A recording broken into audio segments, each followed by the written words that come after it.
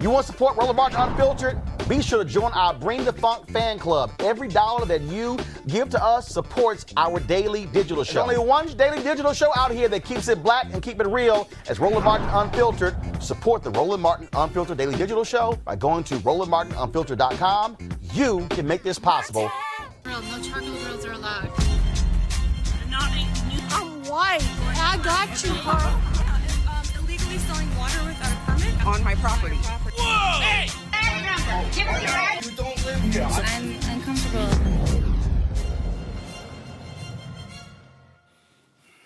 The leaders of white fear in America is Fox News and conservative talk radio. Folks, their newest boogeyman is critical race theory. You want to hear some idiotic stuff?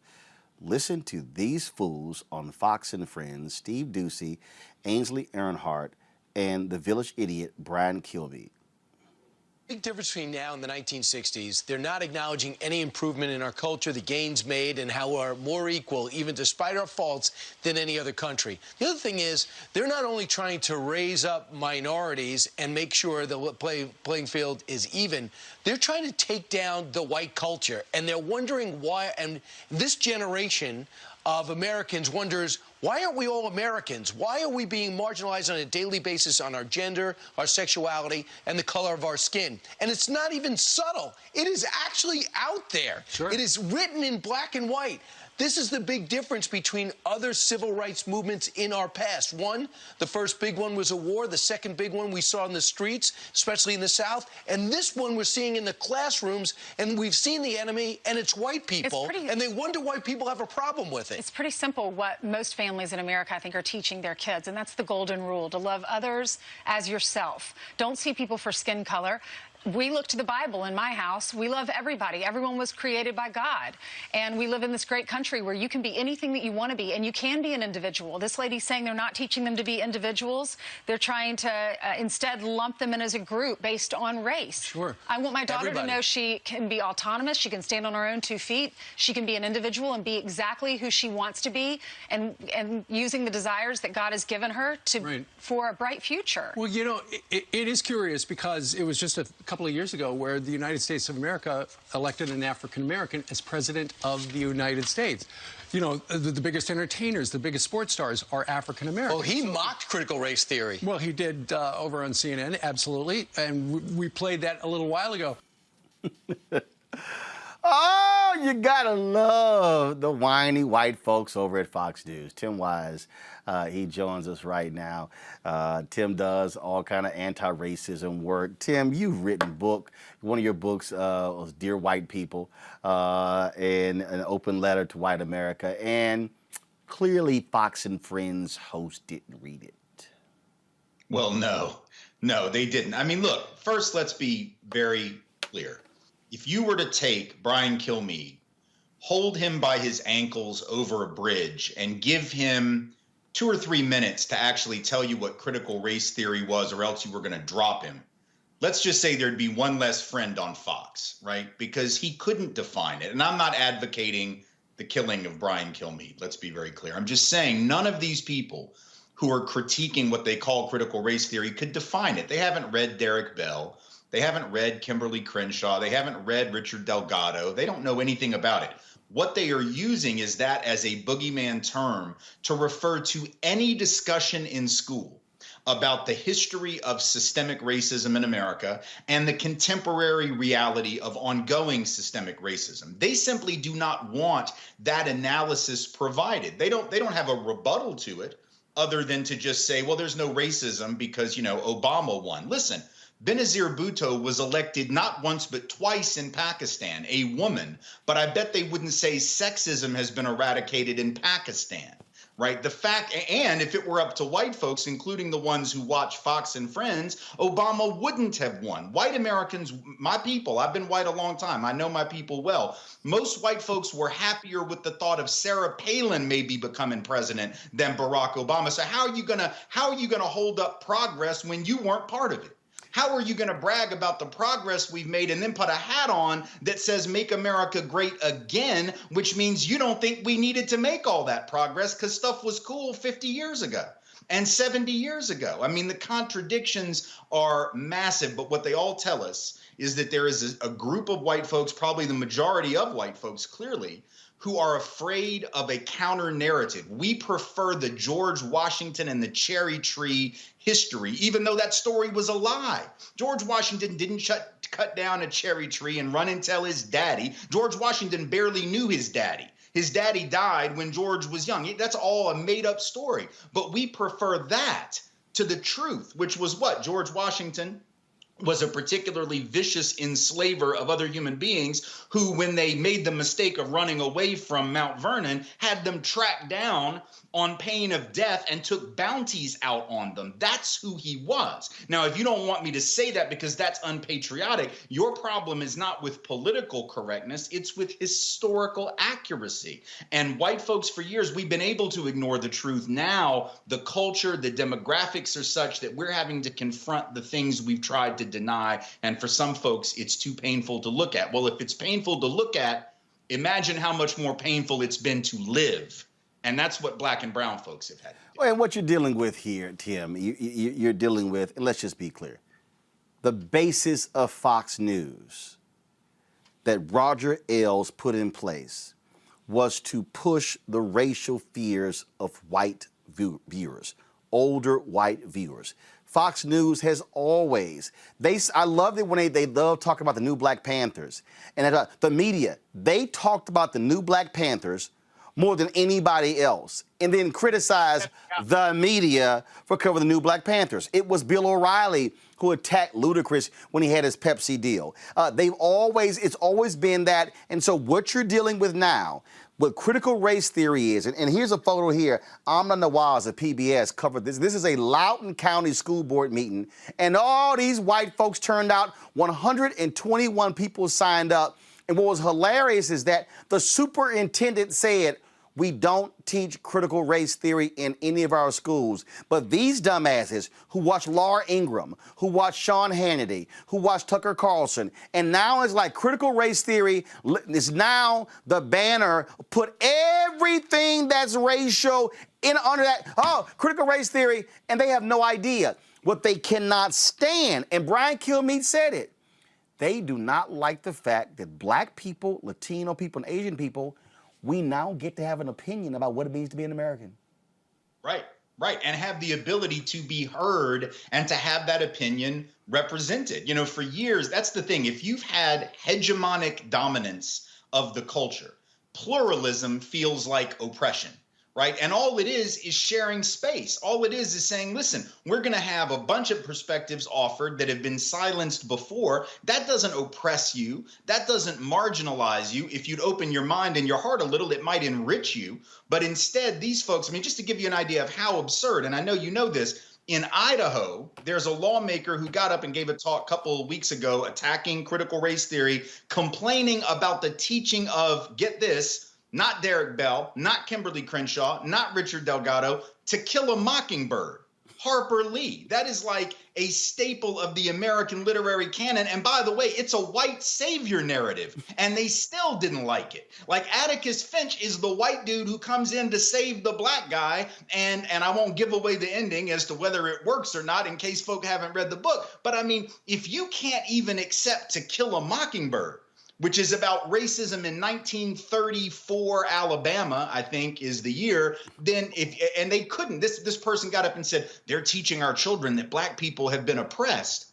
Well, if you can't even accept the idea that black people were oppressed 90 years ago in Alabama, how the hell did you get to 8th grade to the point where they asked you to even read that book? But that's where we're at, because we're so used to being able to silence black people, to silence brown folks, to not have to consider their view, or maybe just sprinkle their view a little bit, season up the dominant narrative with some views from the outside. But the fact that other folks are saying, no, we're going to actually teach our view right there in the middle. We're going to have the 1619 Project reimagine the actual founding and the origins of the country. That's not displacing the dominant narrative. It's saying you got to consider this perspective also. But if you've never had to do that, that feels like the end of the world. It is the definition of fragility. It is the definition of snowflake behavior, which I should point out are also white. And I don't think that's a coincidence. And the reason we're talking about this here because,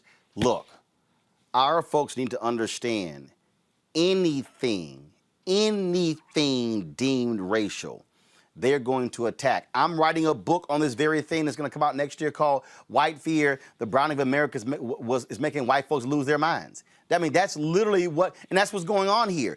Donald Trump, his entire presidency was based upon that. He was pushing the racial buttons and all of this, and there's no coincidence.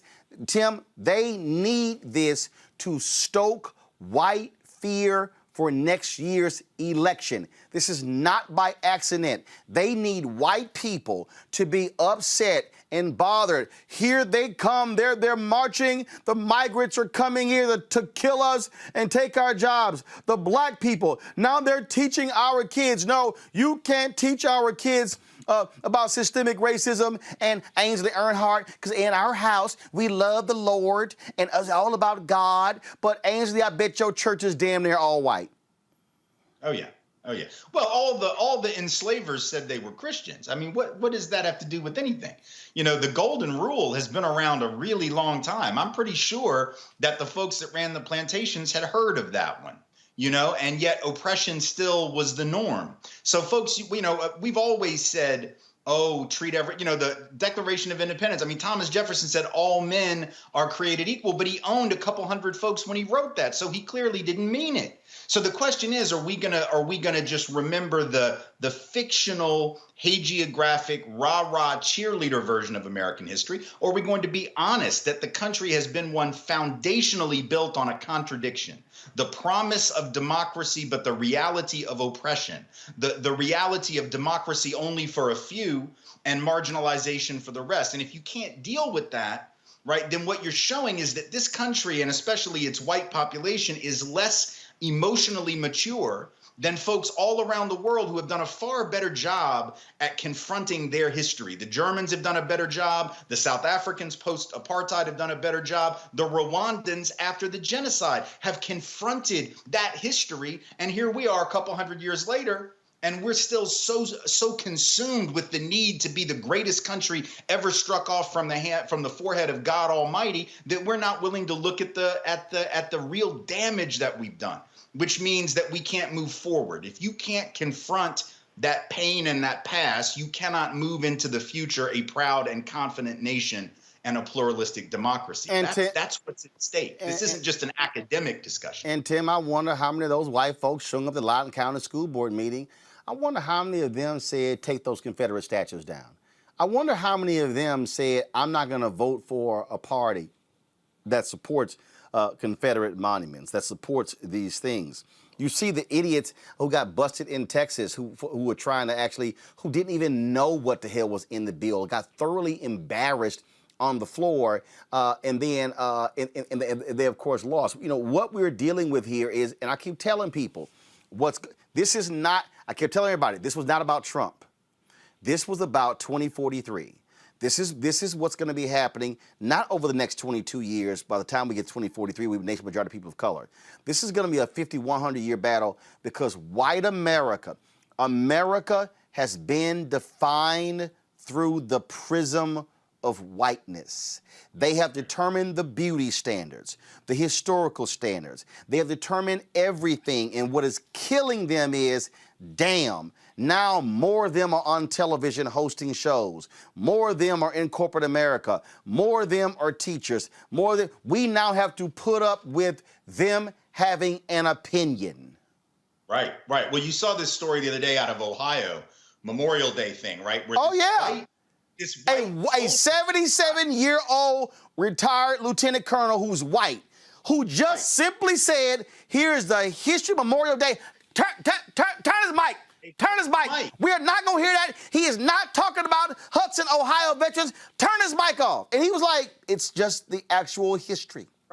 Right. I mean, if you can't even let the old white dude tell you the truth, then you know you're in trouble, right? They literally were so desirous of not allowing the centering of black people in any way that's positive. They don't mind centering black folks to be critical of black folks. They don't have any problem centering blackness to point out what they consider pathologies in black communities, families, and culture. But if you talk about the contributions of black people to this thing that you consider, basic to your reality, Memorial Day, oh no, we can't hear that.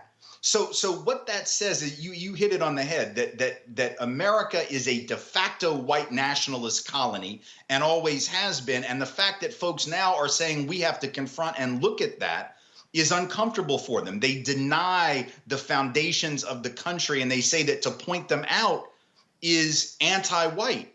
But what we're pointing to are the things that the founders themselves said. I often point out the very first thing that Congress did after the Constitution was ratified, before they raised taxes. The first thing, number one, go ahead. The first thing they did after the Constitution was ratified, first order of business, the Naturalization Act of 1790. What was that? It said all free white persons and only free white persons could be citizens of this country. So they were basically saying the most important thing we can do, we're not even going to congratulate ourselves on the Constitution. We're not going to get the Army situation figured out, raise money for no, we have to let you know this is a white country. They said it. That's not Derek Bell saying it. That's not Kim Crenshaw saying it. That's not Richard Delgado, and it's not you and I. That's the founders of the country, the first lawmakers that said, yes, this is white. And so if that's what your country's been for hundreds of years, and folks actually say, no, really, it was never a white nation. Y'all just thought it was, and you ran it like it was, then that becomes the source of division. And so these folks can say, you're the ones creating the division by bringing this up, but the division is in the Naturalization Act of 1790. The division was in the colonial creation of the concept of whiteness, which didn't exist in Europe before quote unquote white people came here. That's something that was created here. You cannot blame the pushback for the division, because the pushback was in response to the original division. That's what white supremacy is.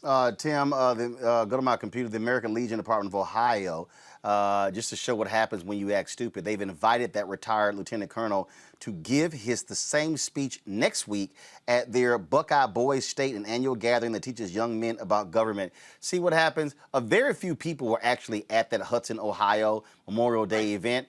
These idiots are so stupid. They actually made it bigger by turning off his microphone. I got to ask you this, which is last question for you. We've had Jane Elliott on the show, and she's always great. What needs to be happening in white America? Are we seeing more Jane Elliott's, more Tim Wise's? What should be the and I got white folks who watch this show. They email me, and I appreciate it. I had a white woman who emailed me the other day. She said she's learned more about black folks and about the actual history of America watching our show than she's ever had in her life, and she thanked me for doing this show. What should be happening in white America, in white churches? What should be happening in white households, white fraternities, the discussions that should be happening? What do you want to say to them? Well, look, I guess the thing I would say is to white folks, do you feel a helplessness around this conversation, an inability to engage? You get anxiety when issues of race come up. The reason for that is lack of practice learning about, talking about, and thinking about these issues. If you don't like the discomfort created by the conversation, which I get, like if we had a conversation about calculus, I would be very uncomfortable because I never studied it and I don't understand it.